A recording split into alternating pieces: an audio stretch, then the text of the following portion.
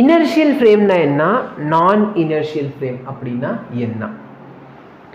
சரி, பொதுவாக பார்த்தீங்கன்னா நம்ம இனர்ஷியல் ஃப்ரேம் அப்படின்னு சொன்னால் அந்த ஃப்ரேம், சரியா, நம்ம ஃப்ரேம், அதாவது நம்ம இல்லை, நம்ம இருக்கிற அந்த சிஸ்டம் இருக்க பற்றி, அந்த சுற்றி இருக்க ஃப்ரேம், அந்த ஃப்ரேமை பற்றி பேச வரும். அப்போ சப்போஸ் அந்த ஃப்ரேமோட வெலாசிட்டி வந்து ஒன்று 0 வரணும். 0ன்னா என்ன, ஆப்ஜெக்ட் எப்படி இருக்கு, அந்த ஃப்ரேம் இருக்கு, ரெஸ்ட்ல இருக்கு. சொல்றது புரியுதா? அதாவது என்னன்னா ஒரு வண்டி இருக்குன்னு வச்சுக்கலாம், அந்த வண்டி ரெஸ்ட்ல இருக்கு, நான் உள்ள மூவ் பண்ணிக்கலாம். இது ஒரு சிஸ்டம். இன்னொன்று என்னன்னா சப்போஸ் வெலாசிட்டி வந்து கான்ஸ்டன்ட். இந்த ரெண்டுக்கு இருந்தாலும் சரி, சரியா, வெலாசிட்டி 0 இருந்தாலும் சரி, இல்லைன்னா வெலாசிட்டி வந்து ஒரு கான்ஸ்டன்டா இருந்தாலும் சரி, இந்த ரெண்டு கேஸ்லயுமே நம்ம ஆக்சிலரேஷன் என்ன, ஏன்னா வெலாசிட்டி வந்து நல்ல 0ங்கிறது ஒரு கான்ஸ்டன்ட். இப்போ மாறவே இல்லைன்னு சொன்னா வெலாசிட்டி வந்து 0னா ஆக்சிலரேஷன் தான் கான்ஸ்டன்ட். சரி, வெலாசிட்டி கான்ஸ்டன்ட், ஆக்சிலரேஷன் தான். இந்த ஃப்ரேமோட பேர் வந்து இனர்ஷியல் ஃப்ரேம். என்ன ஃப்ரேம்?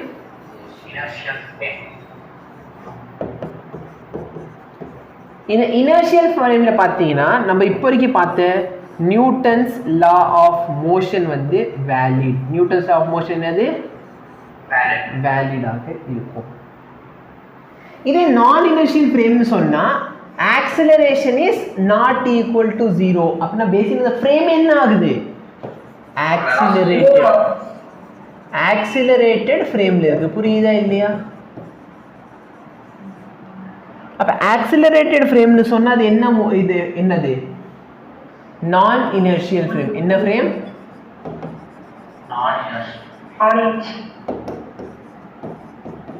நான் இனர்ஷியல் ஃப்ரேம் அப்படின்னு சொன்னா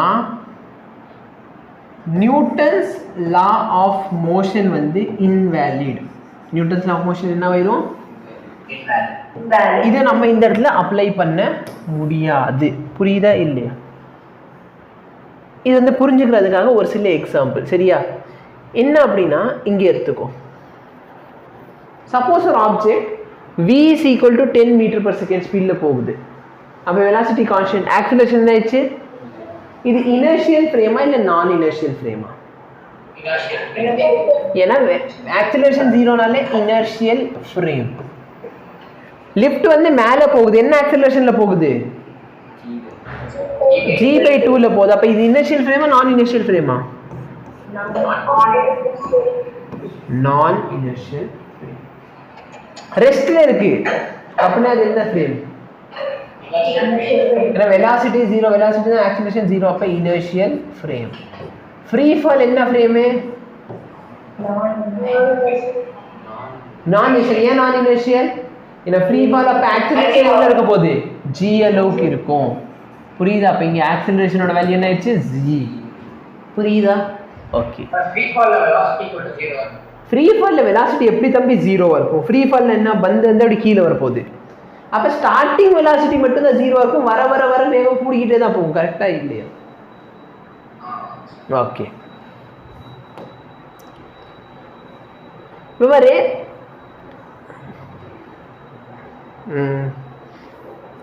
இந்த இனர்ஷியா இதெல்லாம் பார்த்துருக்கியா? இல்லைன்னா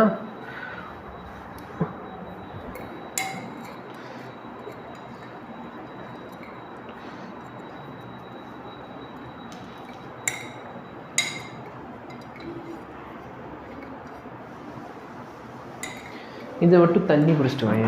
இந்த உள்ளரையே பிடிப்பு, சரி, அப்போ தான் கொஞ்சம் வேகமாக பிடிக்க முடியும். இங்கே லேட் ஆகிடும். சரி, இப்போ நல்ல மரம், ஒரு மரம் இருக்குன்னு வச்சுக்கலாம். என்ன இருக்குது நம்மள்கிட்ட?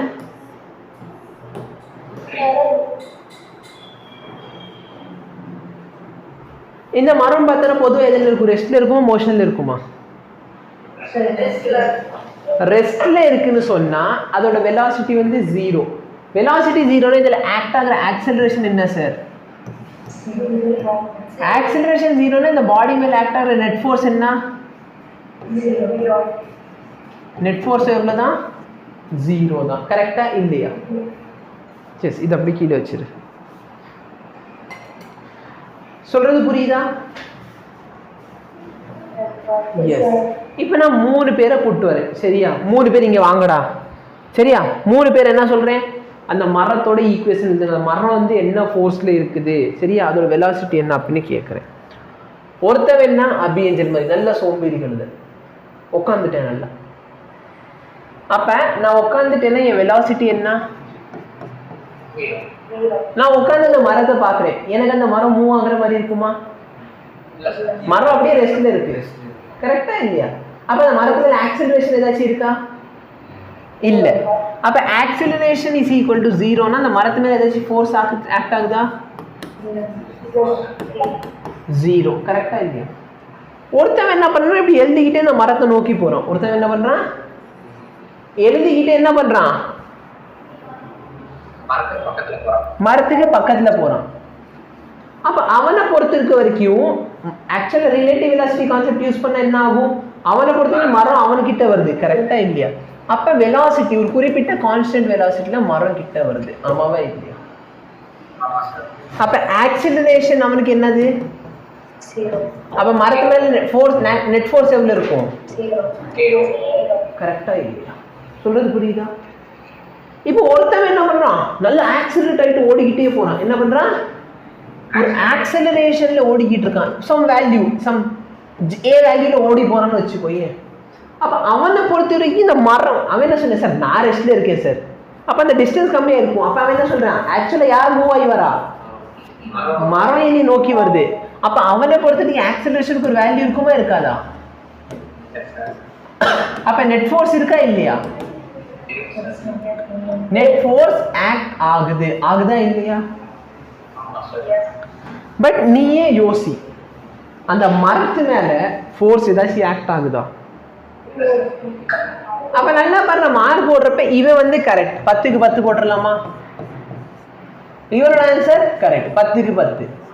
இவனுக்கு நான் என்ன மார்க் போடுறது? ஏன்னா இவன் தப்பா சொல்றான், கரெக்டா இல்லையா?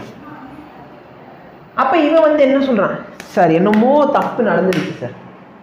ஏன்னா நான் வந்து பாக்குறது தானே சார் எழுதிருக்கேன், இவன் ஏதாவது பொய்யா எழுதியிருக்கான், இவன் பார்த்தது தானே எழுதியிருக்கான், கரெக்டா இல்லையா? அப்ப ஏன் சார் நான் எழுதுன மட்டும் தப்பா எழுது, மற்றவங்க எழுதுனாங்க நீங்க கரெக்ட்னு சொல்றீங்க? நானும் பார்த்தது தானே எழுதுனேன். ஏன் அப்படின்னு பார்த்தனா, இவன் என்ன ஃப்ரேம்ல இருந்திருக்கான், ஆக்சிலரேட்டட் ஃப்ரேமா நான் accelerated frame? Accelerated frame. Frame accelerate ஆயிடுச்சு, கரெக்டா இல்லையா? அப்ப ஆக்சிலரேட்டட் ஃப்ரேமோட பேர் இனர்ஷியல் ஃப்ரேமா நான் இனர்ஷியல் ஃப்ரேமா?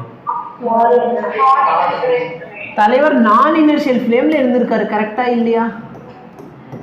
நான் இனர்ஷியல் ஃப்ரேம்ல நியூட்டன்ஸ் லா ஆஃப் மோஷன் வேலிடா? வேலிட் கிடையாது, ஆமாவா இல்லையா? Very good.